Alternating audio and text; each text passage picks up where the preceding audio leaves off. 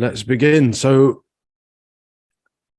first of all, I just want to say a big thank you to everyone that's tuning in. It really is an honor to have so many people interested in what I have to talk about, and it just means so much to have people tuning in from all over the world to hear what I have to say. So thank you for being here. Thank you for taking the time. Thank you for registering. And yeah, let's get cracking. So this webinar is an introduction to an online course that I have prepared and recorded over the last 6 months or so. And it's the culmination of my life journey up until this point. So the experiences that I've had, the education that I've had, the people I've met along the way, my journey with the podcast, I've tried to condense it all into one course. It's not all extensive because I've had to bring it into one course, but I'm very proud of it, and I am very excited to share it with you in particular as the early birds, the first people getting their eyes on it, and with the world at large.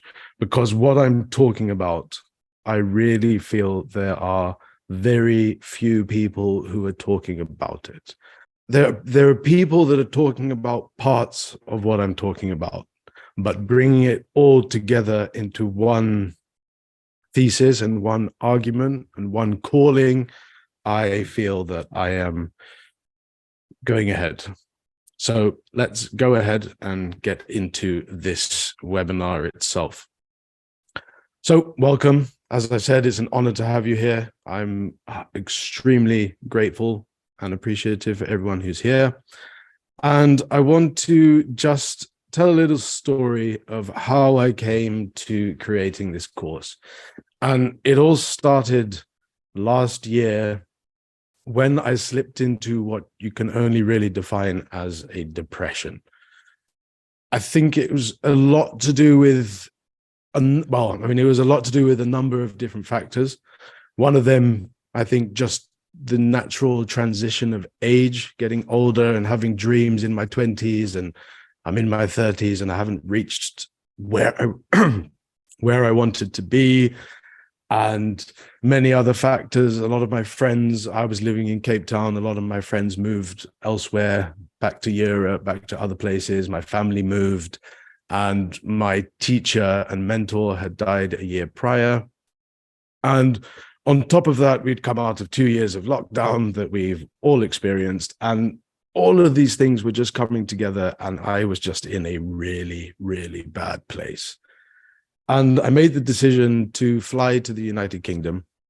And while I was there, I spent some time with some friends of mine. But on leaving Cape Town, I took a copy of a book called The 10 Symphonies of Gorka Koenig by Dr. Ian Dallas, and I put it in my bag. And as I put it in my bag, I made the intention that this book is for Dave Chappelle. And my initial thought was to go to England, spend a little bit of time there, get on a flight to America, go to Ohio, where I know whereabouts Dave Chappelle lives, and try and find him. Now, fast forward a couple of weeks, I'm in Nottingham with a friend of mine, and he says to me, "Oh, I'm going to London next week. We can meet up there." And I was like, "Oh, wonderful. What are you doing?" And he says to me, he said, "Well, I'm going to see the Dave Chappelle show." I'm like, "What? Dave Chappelle's going to be in London?" And he said, "Yeah, he's doing a show at the O2 Arena." And I was like, "Oh, okay, fantastic. Let me see if I can't get to him while he's in London." So fortunately for me, while Yasin Bey, a very good friend of Dave Chappelle's, was in Cape Town, I met with him and we made friends. And I said to myself, okay, let me reach out to Yasin Bey and see if he can't put me in contact with somebody in Dave Chappelle's team. Send him a message. He replies, "I'm going to be in London next week. Let's meet up for a coffee." So I was like, wonderful, cool, amazing. Meet up for a coffee with him. We go from his hotel, we go for a walk through Regent's Park, we get to the mosque, we arrive bang on time for the prayer. So we did our prayers.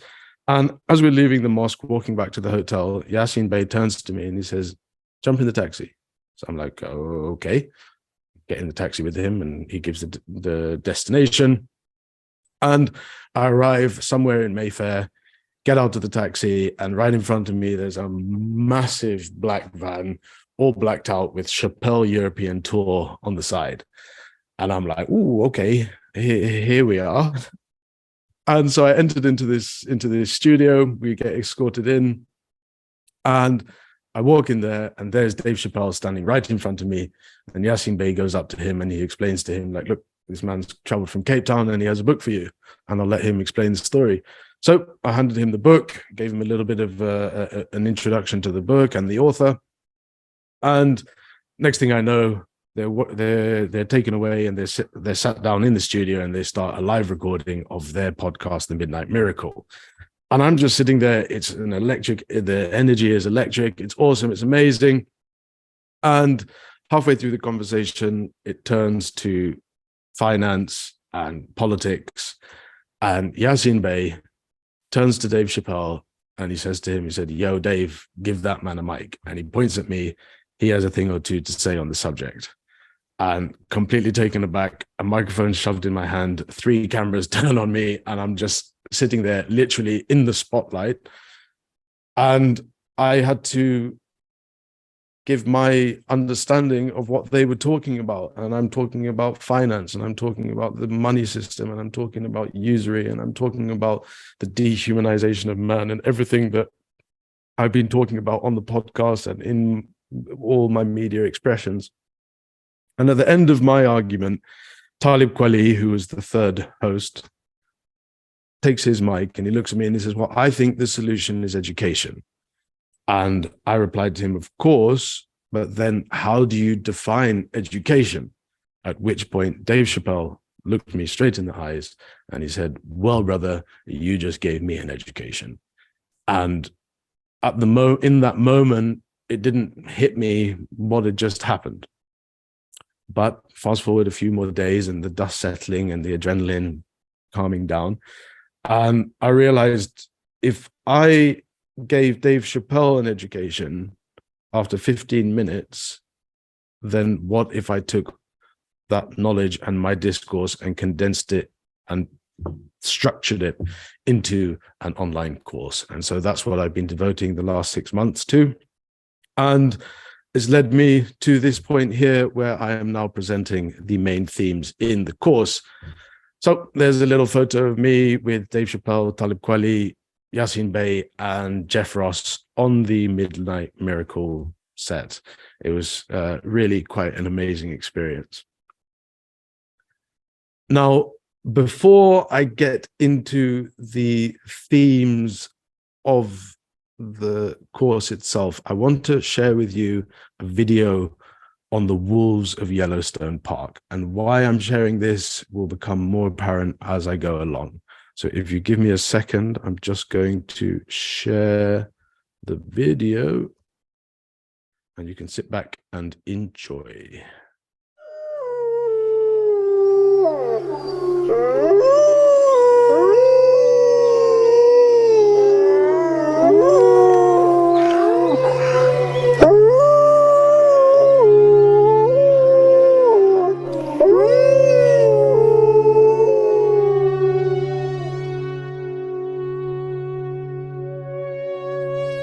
One of the most exciting scientific findings of the past half-century has been the discovery of widespread trophic cascades. A trophic cascade is an ecological process which starts at the top of the food chain and tumbles all the way down to the bottom. And the classic example is what happened in the Yellowstone National Park in the United States when wolves were reintroduced in 1995. Now, we all know that wolves kill various species of animals, but perhaps we're slightly less aware that they give life to many others. before the wolves turned up, they'd been absent for 70 years, that the numbers of deer, because there was nothing to hunt them, had built up and built up in the Yellowstone Park, and despite efforts by humans to control them, they'd managed to reduce much of the vegetation there to almost nothing. They'd just grazed it away. But as soon as the wolves arrived, even though they were few in number, they started to have the most remarkable effects. First, of course, they killed some of the deer, but that wasn't the major thing. Much more significantly, they radically changed the behavior of the deer. The deer started avoiding certain parts of the park, the places where they could be trapped most easily, particularly the valleys and the gorges. And immediately those places started to regenerate. In some areas, the height of the trees quintupled in just 6 years. Bare valley sides quickly became forests of aspen and willow and cottonwood. And as soon as that happened, the birds started moving in. The number of songbirds, of migratory birds, started to increase greatly. The number of beavers started to increase because beavers like to eat the trees. And beavers, like wolves, are ecosystem engineers. They create niches for other species. And the dams they built in the rivers provided habitats for otters and muskrats and ducks and fish and reptiles and amphibians.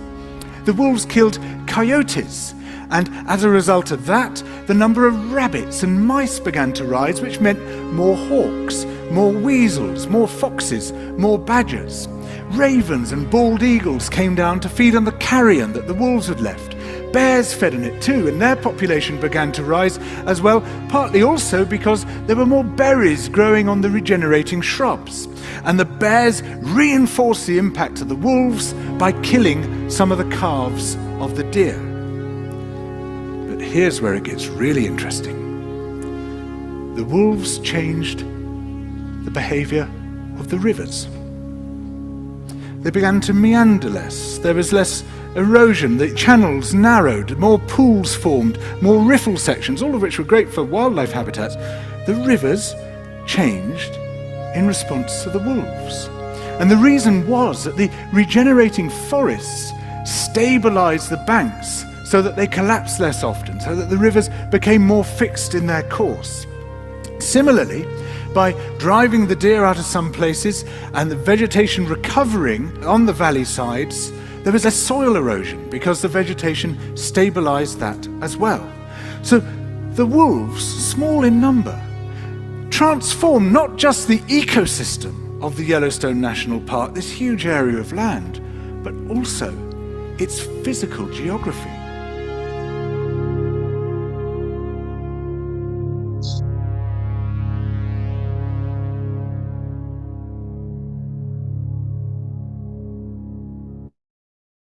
So I'm just going to transition back to the slide deck.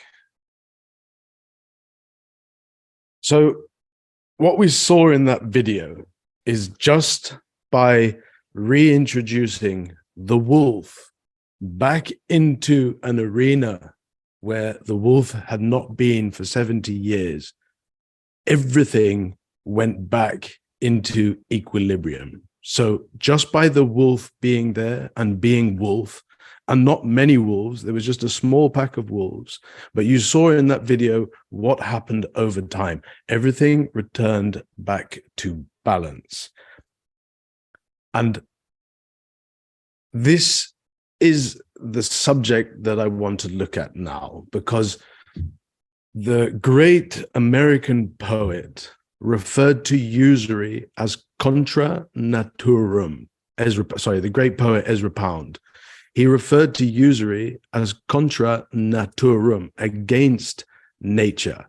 So now, one of the main themes of this course and of this presentation tonight is this concept of usury.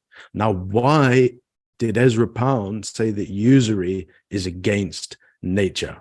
Well,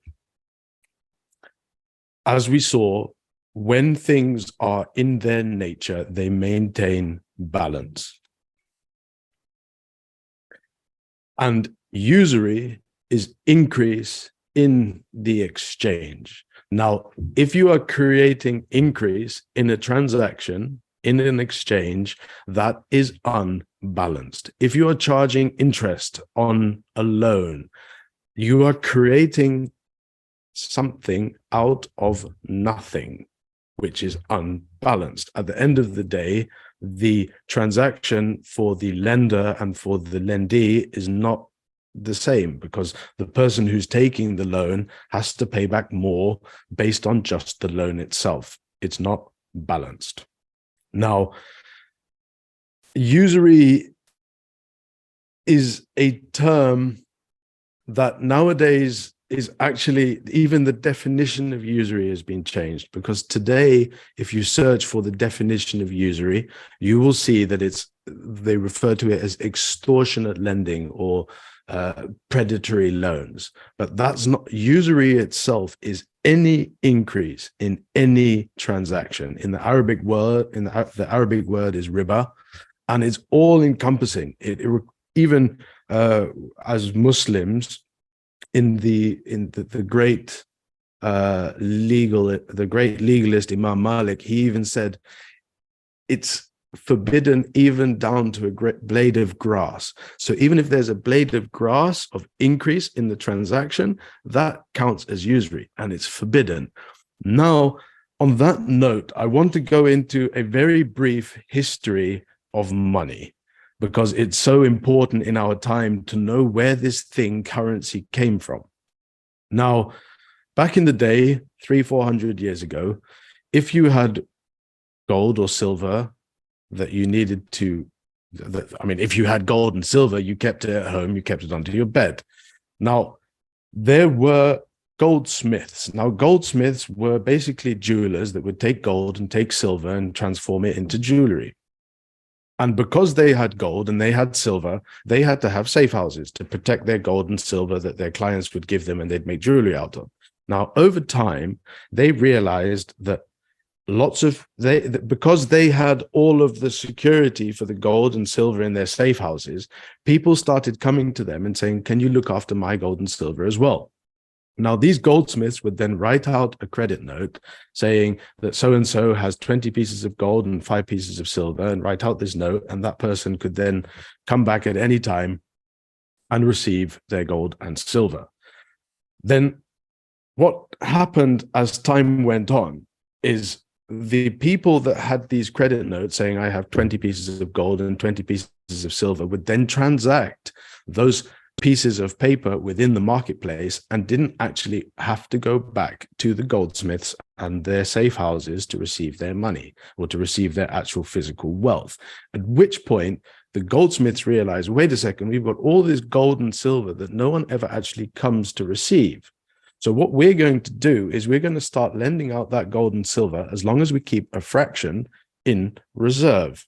And they were lending out other people's gold and silver at interest. So they were still making a profit of other people's gold and silver. And then after time, they realized, well, wait a second, we don't actually even need to lend out the gold and silver because everyone's transacting with our little credit notes. So we can just make up credit notes and loan them out. And that is the beginning of modern currency. And it may sound strange, it may sound wild, but that practice is still used today, and it's called fractional reserve banking, and it's how 99% of the banking industry works. That is how our modern currencies are all created and distributed.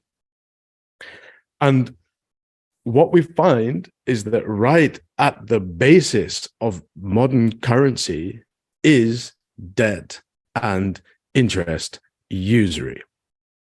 But the money itself, over time, has now even transitioned away from promissory notes, where there's a piece of paper saying that you have this much wealth, etc., etc. Now, all of that money is just a blip in cyber fantasy. I mean, it's just is just numbers on the books of a bank. Now, if we go a little stage further and we look at money again, when you deposit your money into a bank, into your high street bank, whichever bank it is, HSBC, Royal Bank of Scotland, First National Bank of South Africa, etc., etc., you are not, once you've deposited your money into that bank, it is no longer your money. in the bank's mind, you have invested your money into that bank. So they can take that money and now they can loan it out at interest. You've invested in them with your money. They take your money and they say, okay, this is ours now, we're going to lend it out. As we said with fractional reserve banking, if they have $1,000 on their books, they can lend out $900. And this continues and goes round and round in a massive, great big cycle and creates this huge bubble of fantasy money. But this is how every single currency in the world today is based, whether that's the dollar, the pound, the euro, the yuan, the South African rand. They're all based on this system. And at the core of it is fractional reserve banking. And behind that is usury. Now, at the same time, every single currency in the world is directly related to the economy of the nation that issues that currency. And on top of that, every single economy in the world is debt-based. And those debts are all at interest. So what you see is just in the money itself. So whatever transactions that you make, the money itself is usurious. The money itself is based on a usurious system. And as we showed before, usury is against nature. So it's unbalanced. So in every single sector of society, and nowadays we know that everything runs on finance, the economy is based on finance,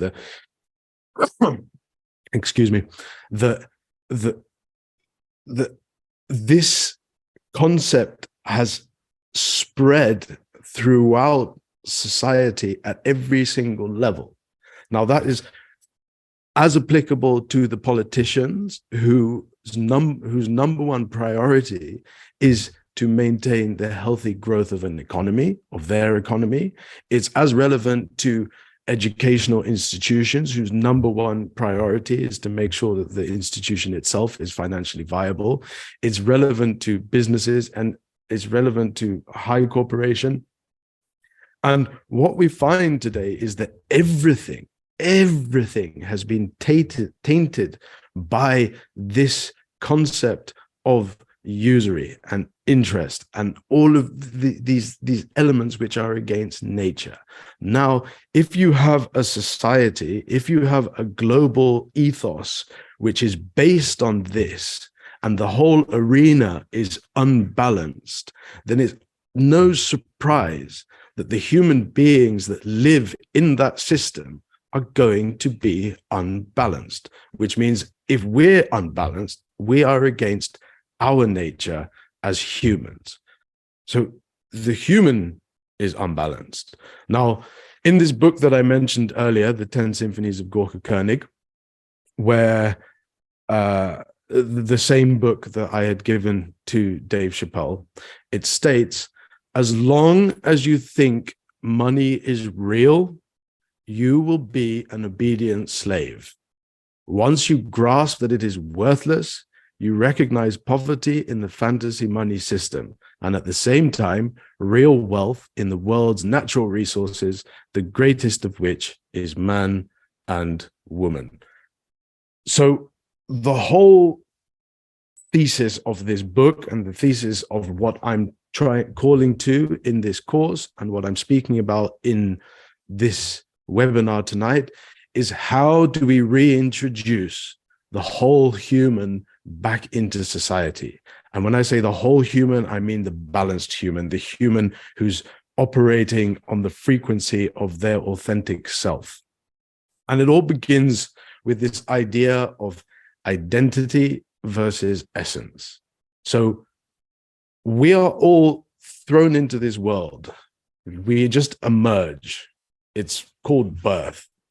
And we enter into this world and we know nothing. We come in completely pure and we learn and experience things as we grow. And we don't choose our parents. We don't choose the society that we grow up in. We don't choose the country, the place. We don't choose the school we go to, really. All of these things are just thrust onto us, but they're constantly conditioning us. So we're learning about the world through the world that we experience as children. And as we grow up, these narratives in our head get stronger and stronger. And we create within us an identity. But the identity is who we think we are, but our essence is who we truly are in our deepest being. And so our highest self is unlocking our real and true essence. But then how do we find out what parts of us are our identity, our conditioning, and how we've been taught the world as children and as we've grown up? And how do we differentiate from what is our true natural self? Now, just on the subject of identity, as a fun exercise that you can do, you can ask yourself the question, I will do whatever it takes to reach my goal, but don't ask me to do blank, because that's not me. Now, for each one of us is going to be different. But whatever that blank is, that's where you can start, because that blank is pure identity. It's pure who you think you are. But who you think you are is in 99.9% of the case, not who you really are. But taking this journey to your essence and just unlearning everything that has built this identity is a journey that requires immense courage, because you have to face who you think you are and break that person and allow or not break, that's too harsh. You have to face that person and confront the lies that you've been taught about who you are. And that hurts. It's not nice to be told, but it's not nice to see who you really are. And you have to be vulnerable. But this journey, as I said, it requires courage. And what is courage? Courage at its core is facing your fears, which brings me on to the next slide, which is, what is fear? And I'm just going to leave you for a few seconds just to answer that question yourself. If someone was to come up to you and ask you, what is fear? How would you define it?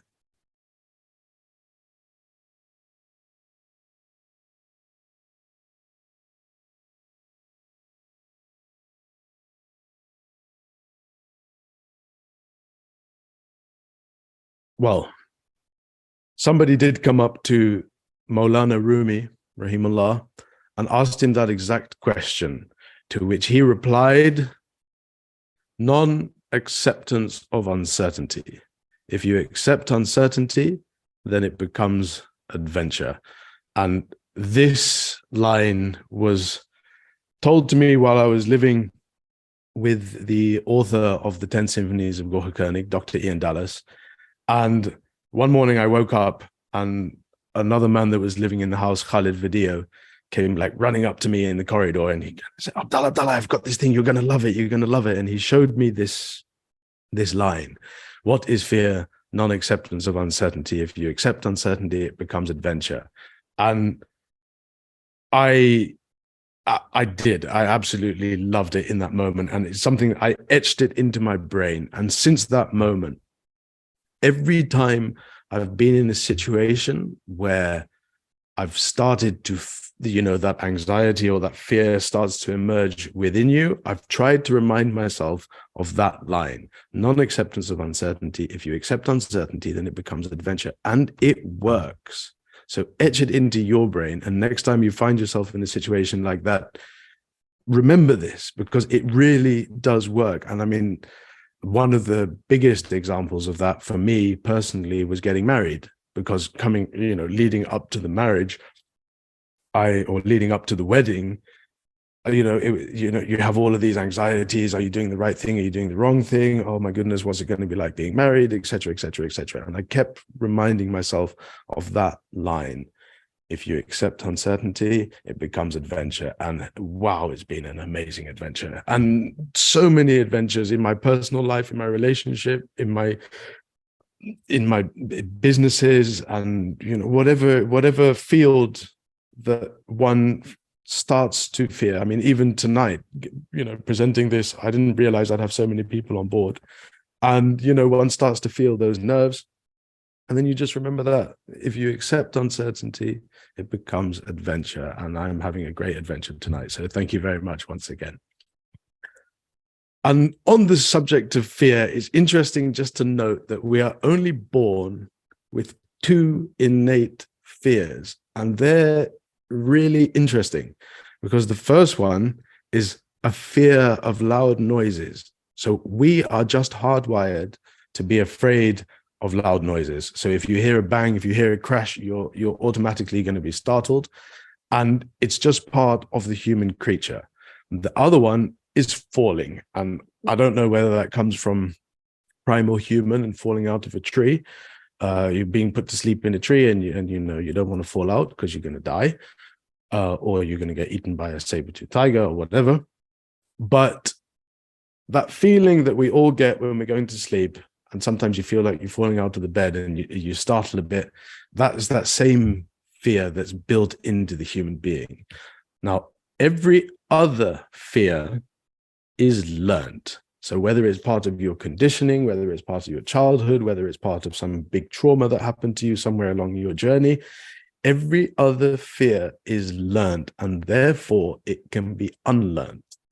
Now, on this note, I remember speaking to my mother, and there's a nice or a cool story about my sister. I'm not going to mention her name to save her honor, but my mother was walking with her, and she had my little sister on her back, and she saw a slug, and she jumped out of the way and made like a little screech. So she made a loud noise.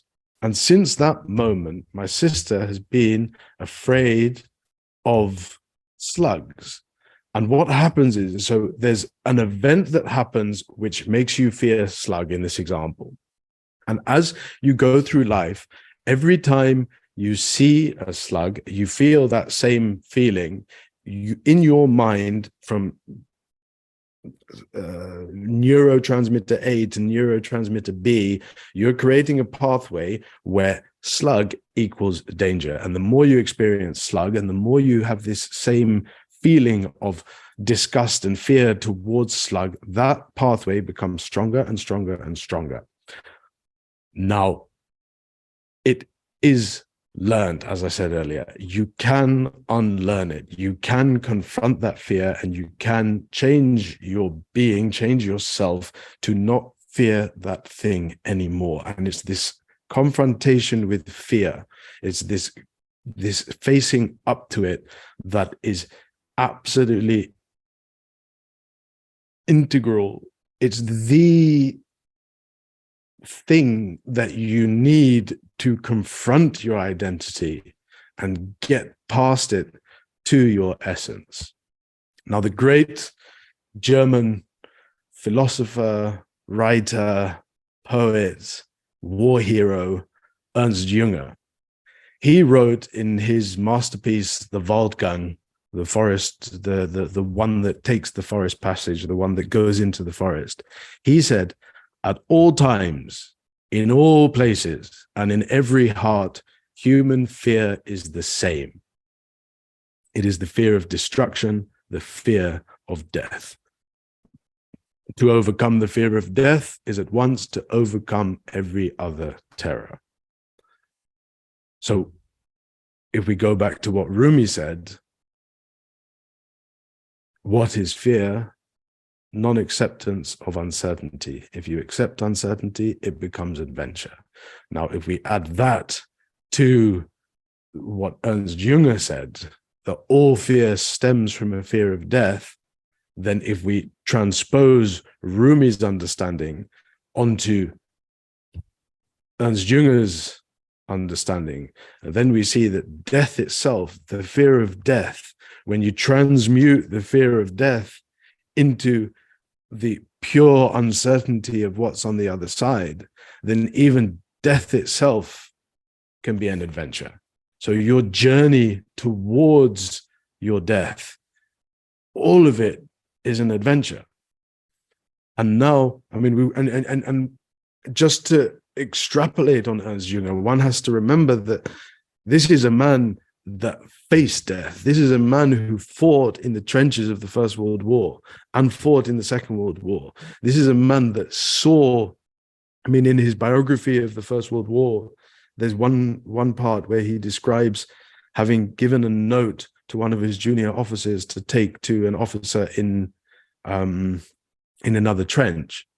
And as he hands the man the note, he runs off and gets a bullet through his head. At which point, Ernst Jünger just walks up to him, picks up the note, and calls over one of his other soldiers and says, take the note. And it's like, that's what these men experienced in the trenches of the First World War. They experienced death.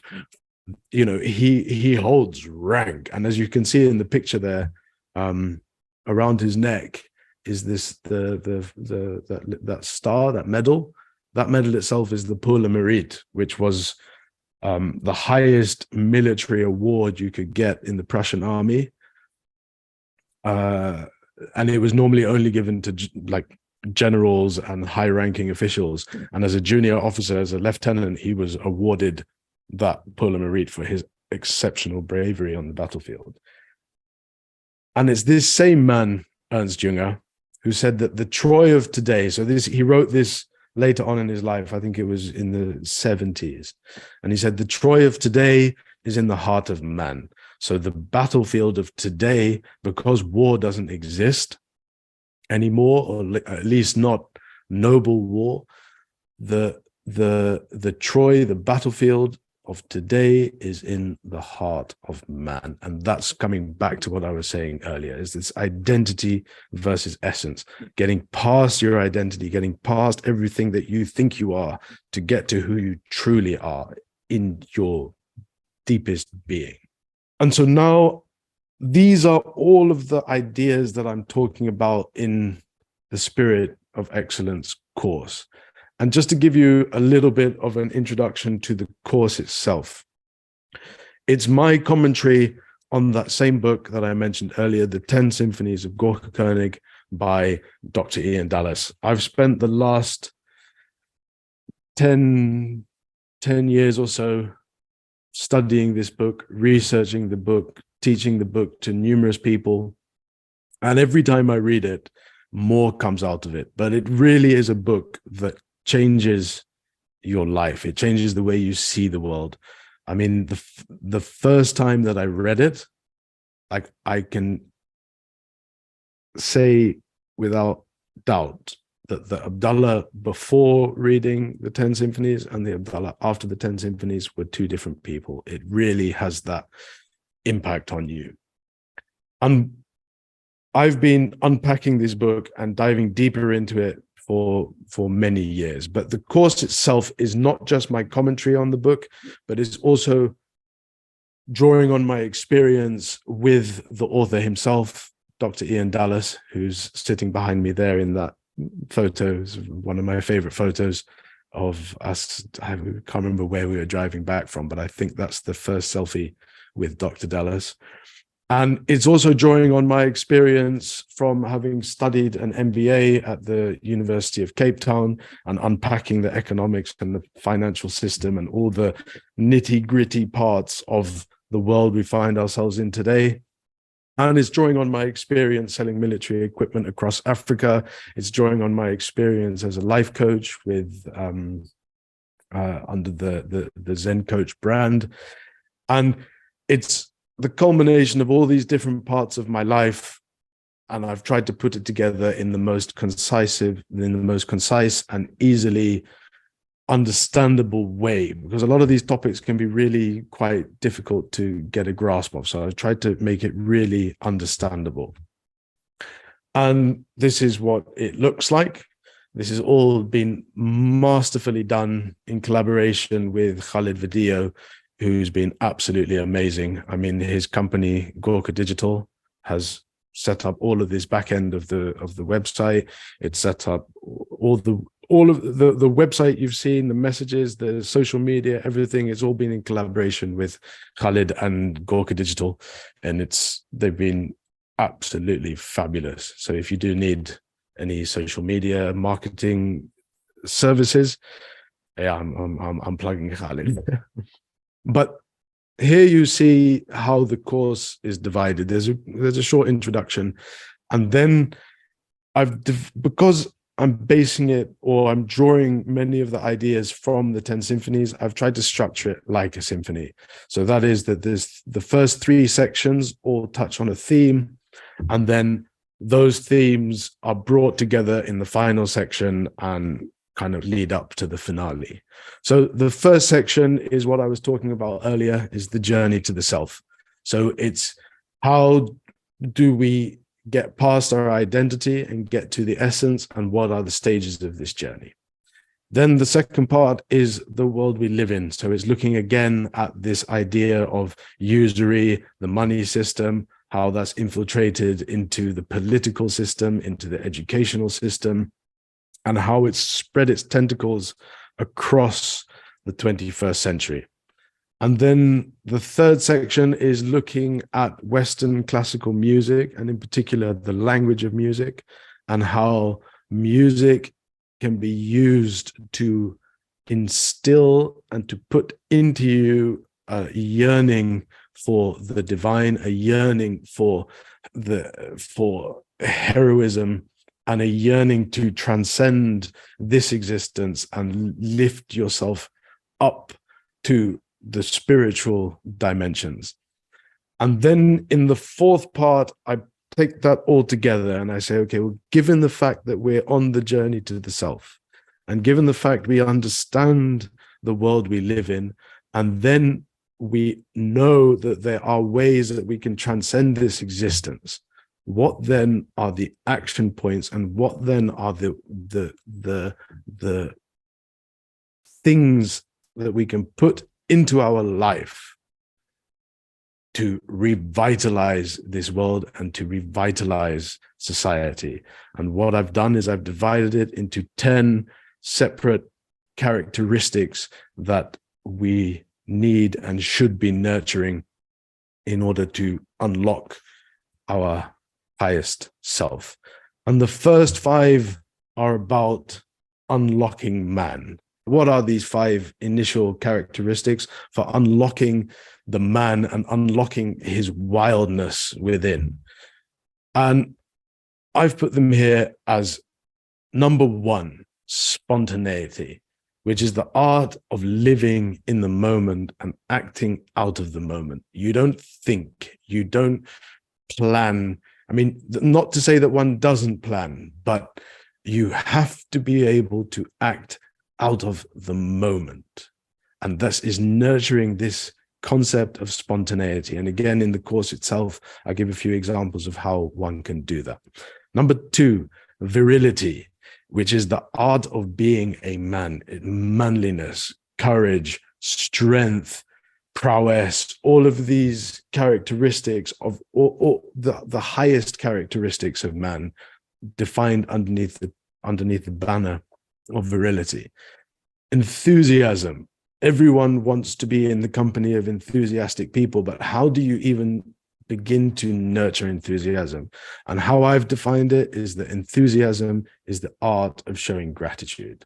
So if you are showing gratitude in the face of good, of course, in the face of bad, that's a little bit more complex. And in the face of ugly is even more complex. But if you can learn and nurture gratitude, whatever comes your way, and see that there is good in everything, that's going to allow you to be more enthusiastic.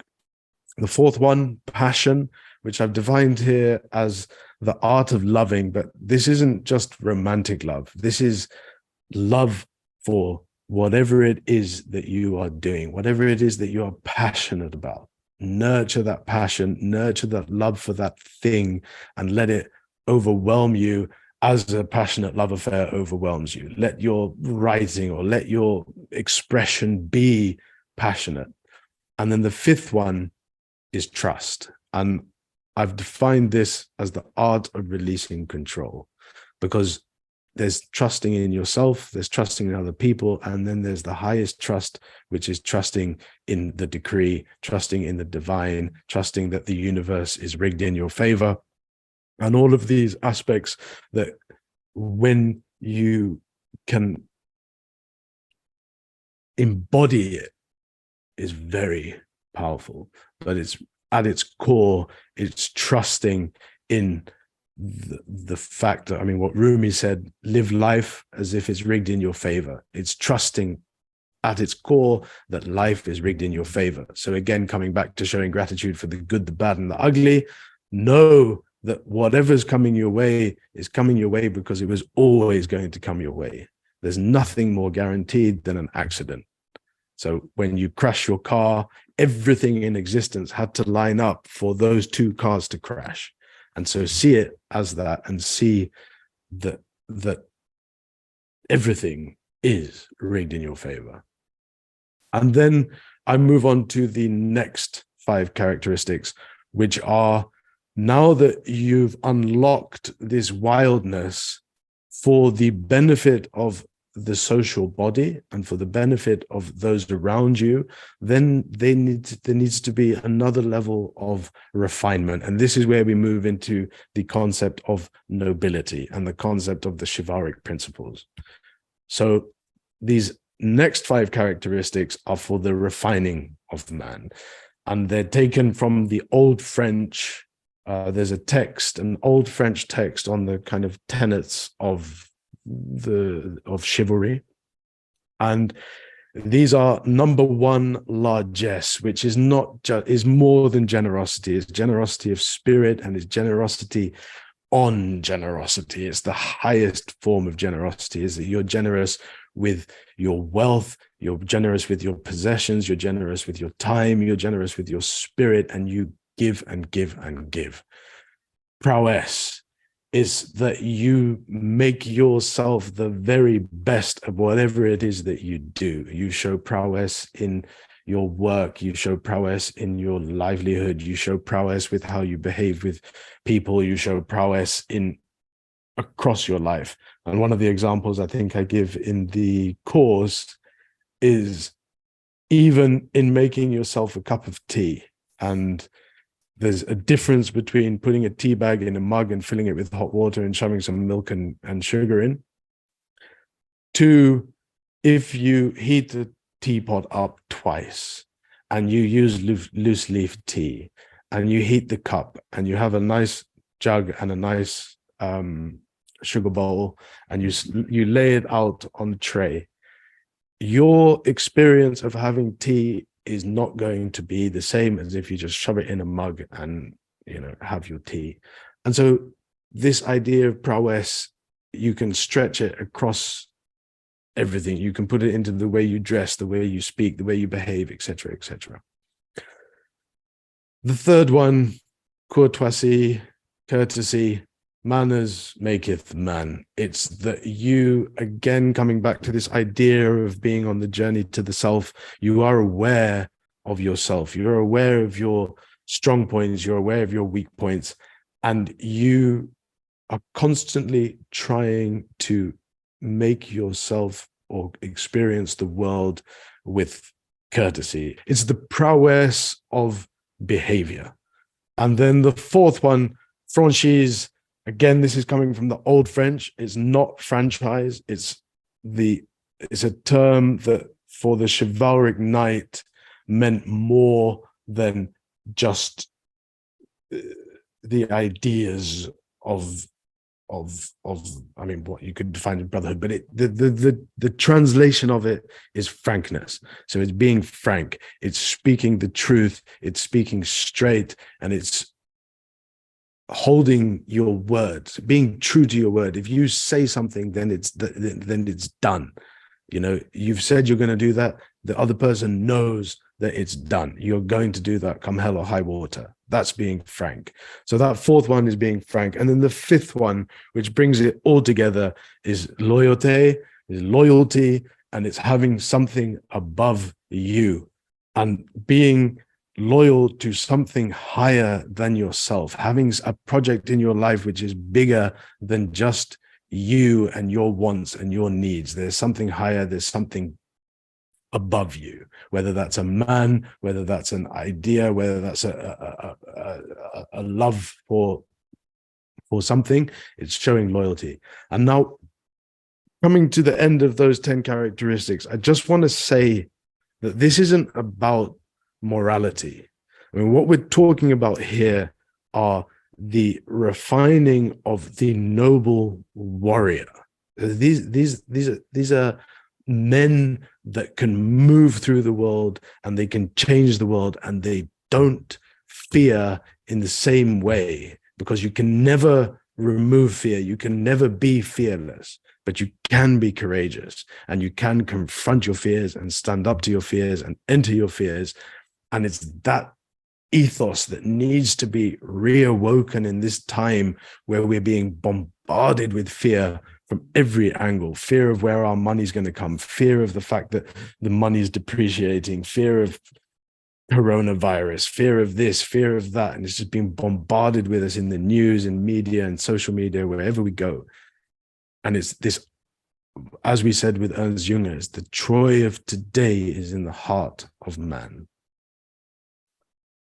And again, coming back to the 10 symphonies of Gorka Koenig, there's a beautiful line at the end where it says that Gorka, it's the wife of Gorka Koenig speaking in an interview. And she says, Gorka Koenig and I have discovered the kind of men and women needed to liberate the world from this curse of usury. Let us create one spontaneous man and one aware, loving woman, and we can destroy them and bring down their plastic palaces in flames. We can kill the dragon and get the gold out from its cave where it lies useless and buried. We can decide that we do not want the ring. This is ultimate will to power, so we are going to win. This is the work of the rest of our lives. And I just want to reiterate, coming back to these principles that I was talking about,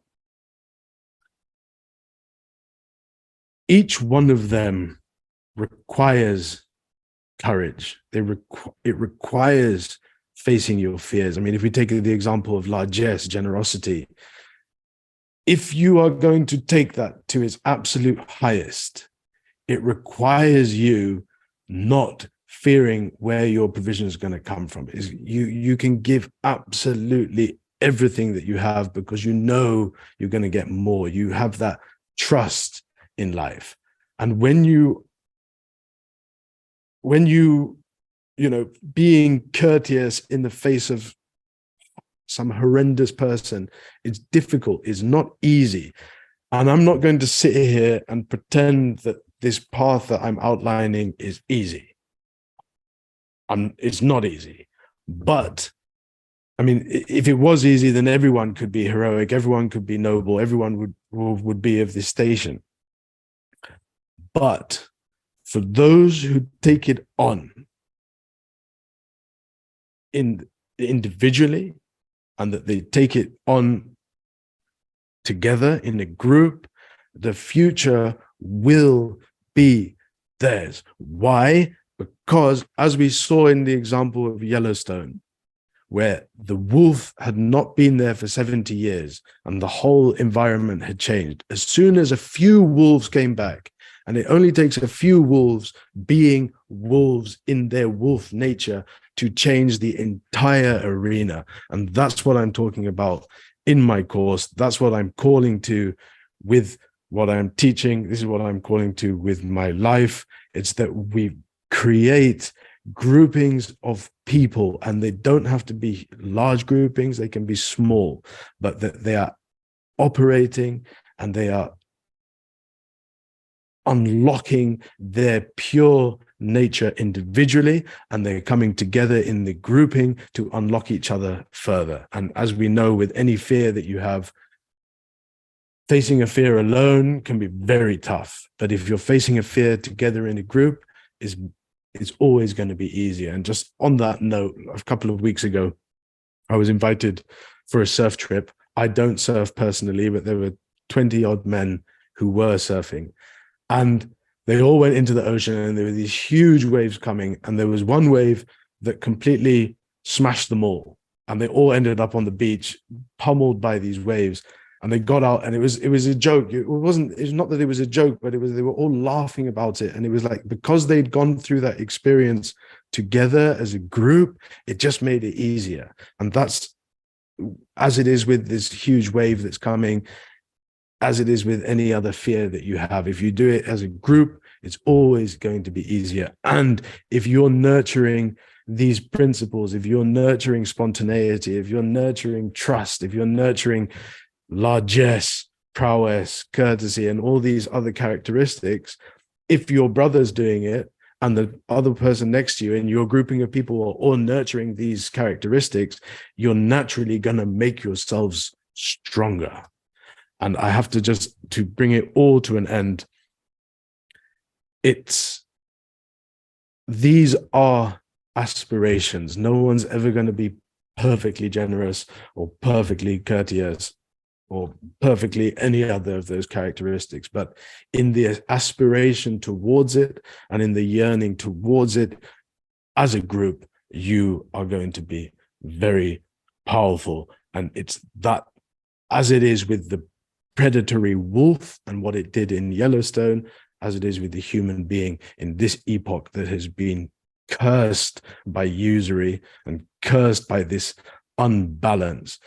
Unlock the balance within you and among the grouping of people that you are with, and the world will change around you. Why? Because we know that when you change how you see the world changes. And on that note, I just have to say that it cannot be done alone. It will not be possible alone. And essential are a few companions for company in the dark. And that we are heading into times that it's going to get darker. If you look at the financial system, if you look at the political systems, if you look at what the trajectory of the world, it's only going to continue getting worse. So find those companions, unlock these characteristics within you, go on that journey into the self, understand the world that we're in, find those means of transcending the horrors of this world, and go forth, and the world will bow to you. And that's what I'm calling to in this course. Yeah. So for everyone that's been on this course or on this webinar, I'm offering the course at $33 as an exclusive rate just for you being present here tonight. You probably got an email about half an hour ago with the link to purchase it. That offer is only going to last till midnight tonight. Then there will be another offer for the next 2 weeks until the launch, when I'm going to jack the price up to its full price. So get in now, exercise that spontaneous spirit. And that brings my this webinar, well, the formal side of this presentation, to an end. And if anybody has any questions, please put them in the chat box and I will answer as many of them as I can. Can a woman purchase your course? Of course you can purchase my course. There's only the point I was, there's actually one other point that I do want to, just since that question's there, and that is another point that I make in the course. Like those 10 principles, yes, they are specific for men, especially virility as a concept. But the whole point is that it's like what that quotation from the end of the book is man and woman. And man cannot reach his highest self without woman.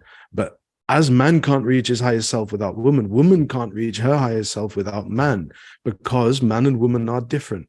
And the characteristics of the man at his highest and the characteristics of the woman at her highest are distinct. But where the man falls short in his strengths, the woman adds her strengths. And where the woman falls short in her strengths, the man adds his strength. And that's the whole idea of the collaborative couple, where you have the man unlocking the woman's highest self and the woman unlocking the man's higher self so that they can move forward to their absolute highest potential as humans. So that I have mentioned that in the course. I don't think I mentioned it tonight up until now. What was Chappelle's feedback on the book? Well, interestingly enough, after the introduction, or after the recording, I went up to Dave Chappelle and he asked me some questions about how I knew what I knew. And I basically said that, I've devoted the last 10 years, 15 years to studying this. But then I opened the book, and at the end of the book, there's a line where it says, "The Black Americans are a nation." And I showed him that line. And I said, "That's the line for you." And then I also suggested that he goes to meet the King of the Zulu in Natal. So let's see if he does it. What other questions do we have? Thank you for this was awesome. Is it 33 for the full course or the first part? No, is that if you sign up now, it is $33 for the entire course.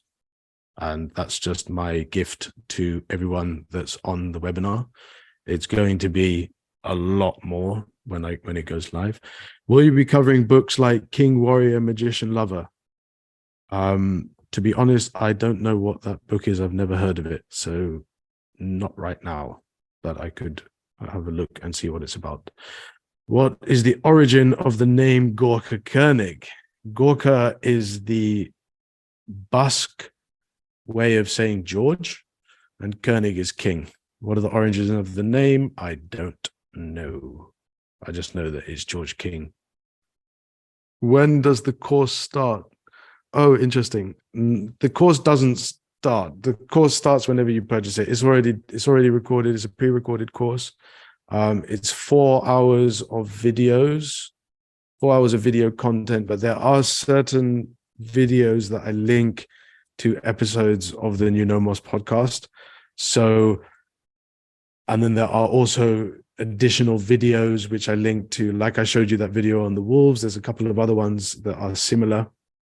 And as you go through the course, if you do it all inclusive, then it's probably going to take you about 10 to 12 hours in total. Oh, and then there is one thing at the end of the course. There is an exercise that I want everyone to do. And actually, I mean, you can even do it now. And that is that you choose a fear that you have and you write it down. You say, I am afraid of such and such. And then you ask yourself the question, how do you think that you got that fear? So like I mentioned with my sister and the slugs and my mum jumping in, where do you think that fear came from? And then the third thing is, how could you go and confront that fear?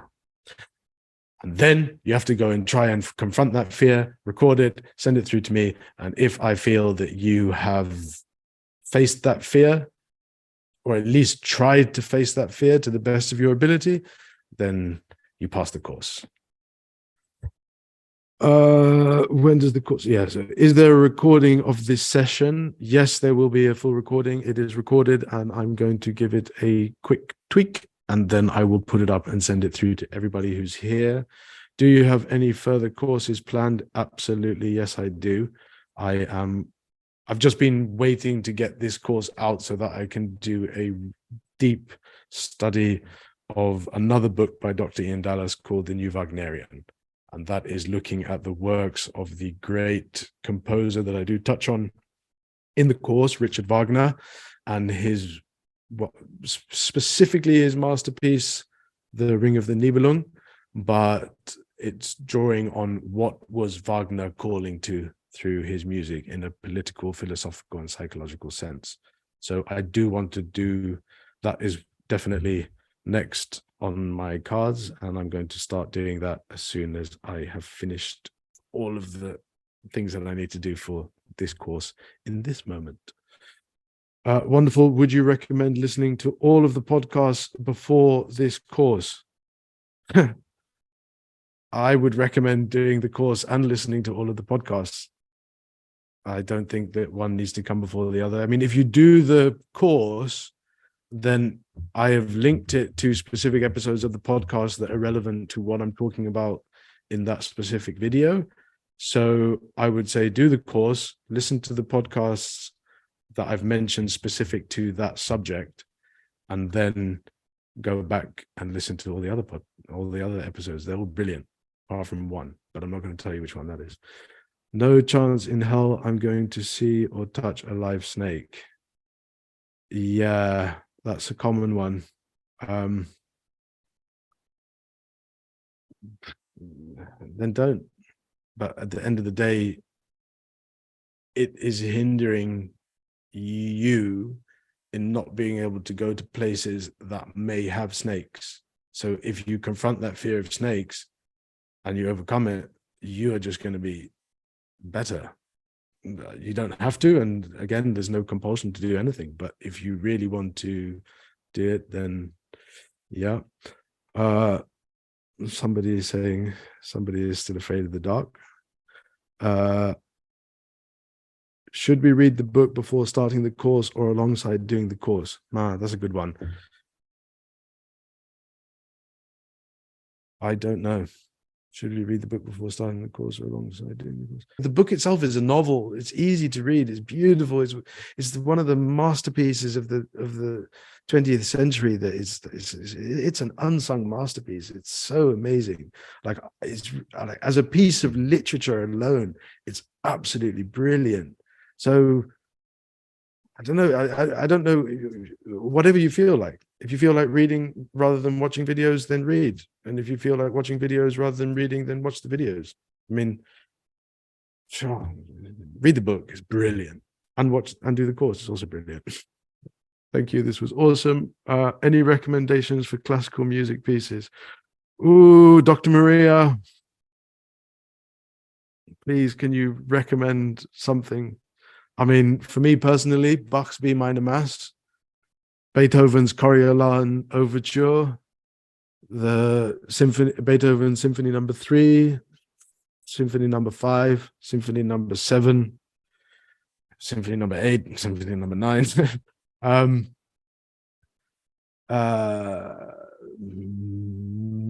What was I listening to the other night? Mozart's Horn Concerto. That was amazing, because the horn has just got a completely different sound to any other kind of normal concerto, like having the kind of centerpiece as a brass instrument was just beautiful. I really enjoyed that. So you could check out Mozart's French horn concerto. That's really beautiful. Anything else? Anybody else got any questions? Thank you. Thank you very much. Thank you. Thank everybody. Thank you to everyone that's tuned in. I really do appreciate it. I hope you've benefited from this. Whether or not you get the course, that's irrelevant. But I hope that tonight was worth your time, and I hope you take value from this, and I hope that it benefits you in your life across the board, and benefits those around you, and benefits society as a whole, because at the end of the day, that's what we're calling to. And it's a revitalization of society, as the human being is being kind of forced, without even knowing it, into a degenerative state. And like the fact that we've become all-consuming units and we're not expressing our fullness as human beings. And it's about going back to that. It's going back to what it means to be a human, and to live life to its fullest, and to extract the most value out of this life for us and those around us, so that life is a pleasure. And I think, okay, here we go. So Dr. Maria said, Lark Ascending, Vaughan Williams. So I'm going to listen to that now, as I need to just decompress. So once again, thank you so much for tuning in. And yeah, I look forward to getting your feedback on the course itself. So thank you very much. Hope you have a wonderful evening or day or night or wherever you are in the world, whatever your time zone is. And yeah, if you want to stay in the loop, you can follow my podcast. You can sign up to my newsletter on my website. And yep, sign up for the course. You're going to definitely learn something and you're going to enjoy it. So thank you very much. Once again, signing out, Abdallah Dutton. Thank you.